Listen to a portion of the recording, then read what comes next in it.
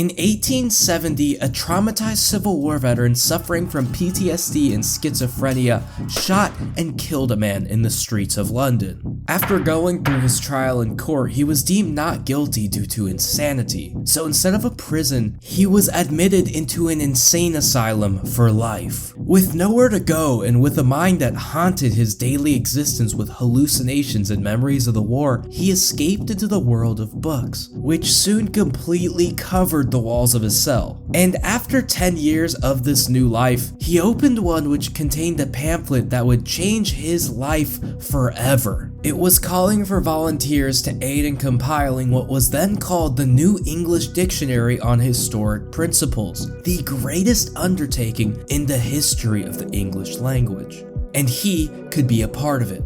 So for the next 20 years, working through his schizophrenic delusions from the cell of an insane asylum, he became one of the greatest contributors to what would eventually become the Oxford Dictionary. So yeah, the history of dictionaries is kind of crazy, but once upon a time, there were no dictionaries, no definitions, and the question then is, where the heck do you even start?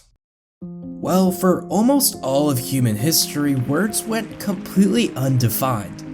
People simply understood what they meant, and the only time you could get your hands on a definition was to directly ask someone what a word meant. But this went completely unwritten, it was strictly verbal. But as societies grew and came in contact with one another, language barriers started to arise, and it became extremely useful to learn other languages in order to communicate and establish relationships with your neighbors. And to learn another language, understanding what the words actually mean, or rather, their definitions, became something of importance.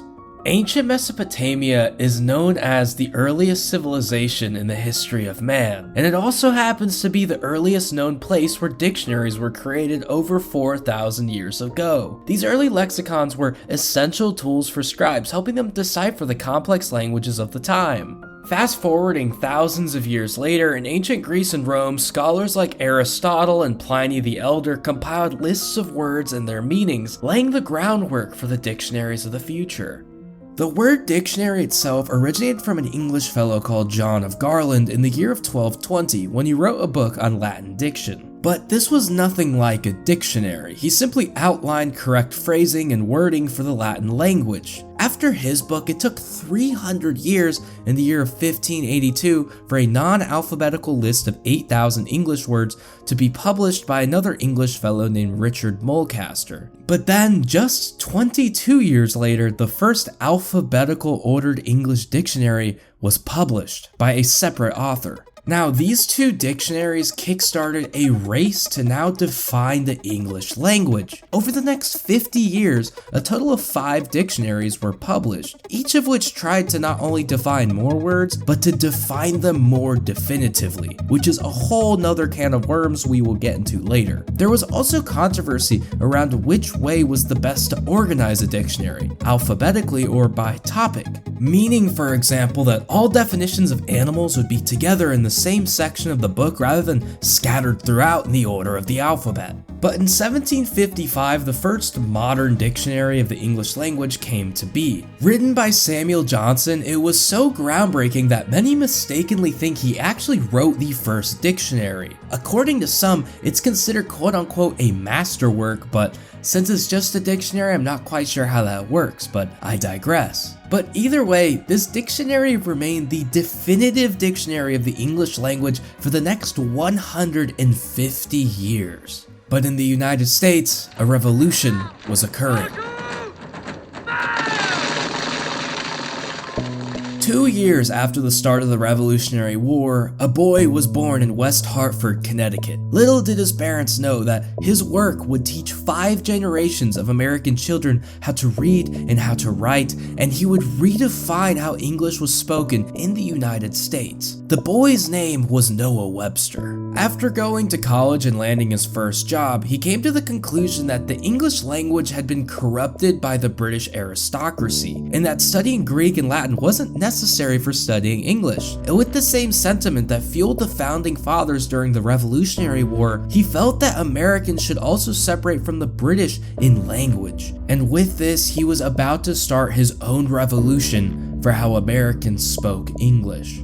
Soon he would publish the first of his 385 dictionary editions that would come out throughout the span of his life. While often changing official titles, it became commonly known as the Blueback Speller. Within the speller, he took words that he thought were unnecessarily spelled and simplified them. Amongst the most notable words he changed was color, wagon, and center, which to this day Americans spell differently than British citizens. He also featured purely American words like skunk or squash, which never appeared in traditional English dictionaries. In order to learn the origins of the words that he was writing about, he learned 26 different languages. And finally, after 27 years and 70,000 defined words later, he published his dictionary in 1828. And after his death, which came 15 years later, G&C Merriam Company bought his dictionary, which subsequently became known as Merriam-Webster. For the next 100 years, Noah's books sold tens of millions of copies and were in the hands of almost every child in school throughout the country. And just like the Founding Fathers, he had won his Revolutionary War.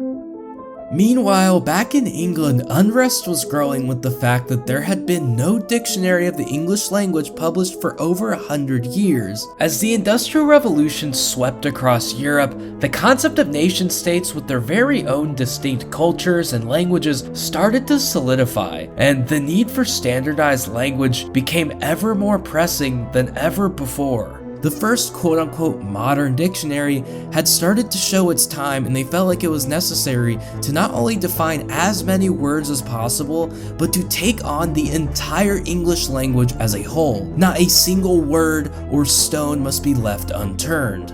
In 1857, a group of professors and assistants at Oxford University set out to create what was deemed the New English Dictionary, which would become the most daunting task of its time and the largest ever of the English language. Soon they realized that having just a few people working around the clock would not be able to cut it. They needed to start thinking outside of the box. Early on, they had decided that this dictionary would be based on actual evidence of words in use. So they came up with the idea of having volunteers help them in this endeavor. They sent out pamphlets which asked for people to help scour the English literature to find every word imaginable, and to provide definitions if they wished to. The office relied so much on volunteer correspondence via the mail that they installed a postbox right outside of their door for convenience. They essentially crowdsourced the development of this dictionary. And if this sounds a lot like Wikipedia, that's because it is, just Wikipedia in the mid-1800s. One of the largest volunteer contributors was William C. Minor. He sent countless letters to the workers at Oxford, who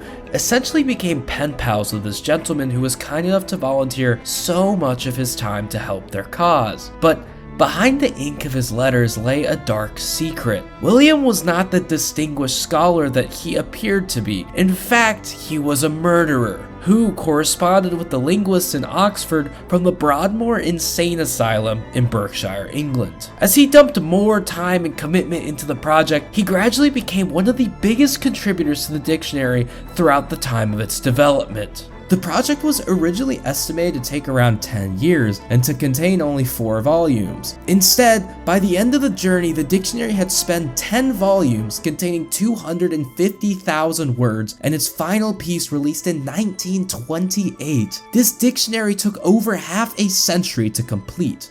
While officially published under the title A New English Dictionary on Historical Principles, it became commonly known as the Oxford Dictionary.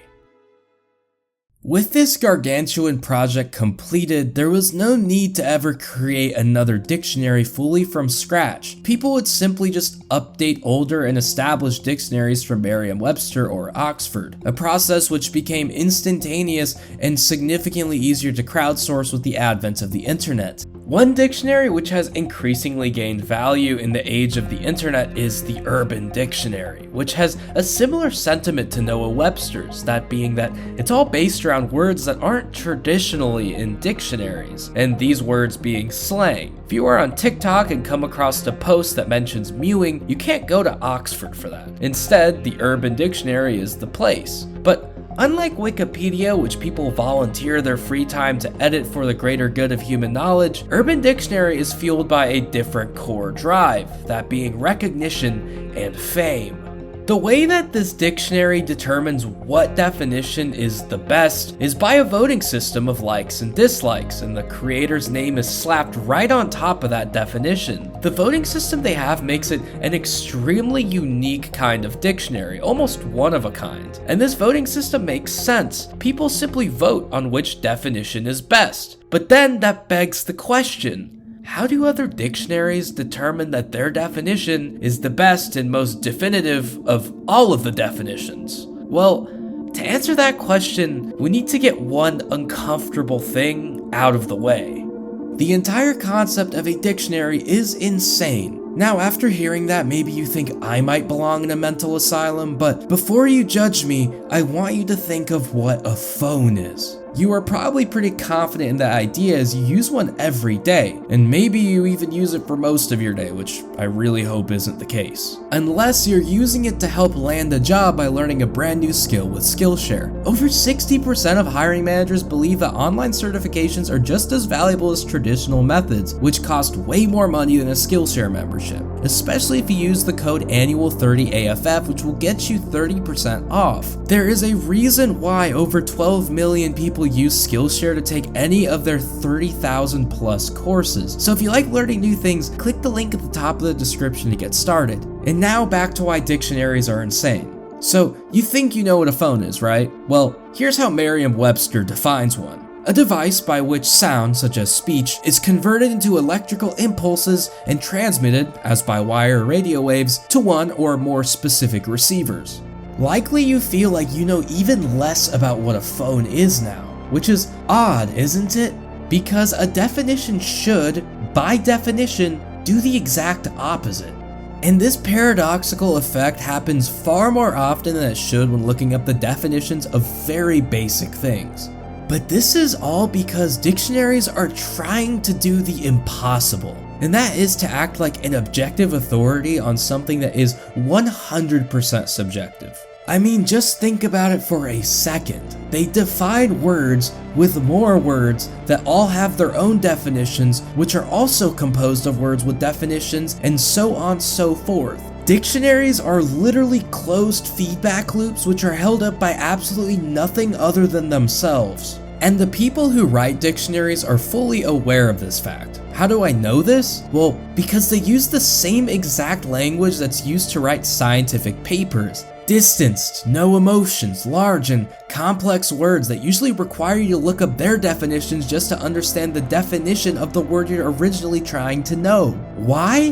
Because this kind of wording makes things sound objective, so that they can fake being an authority simply because they defined a word in a way that sounds authoritative and put it in a book that says so by calling it a dictionary. Technically, this makes dictionaries a religious text, like the Bible or the Quran, because past a certain point, if you want to believe it, you legitimately just need to take a leap of faith. Yes, that does also mean that libraries are dictionary churches. So maybe after this video, you will start to question in your dictionary faith, or maybe you'll strengthen it by going to church. I know I will.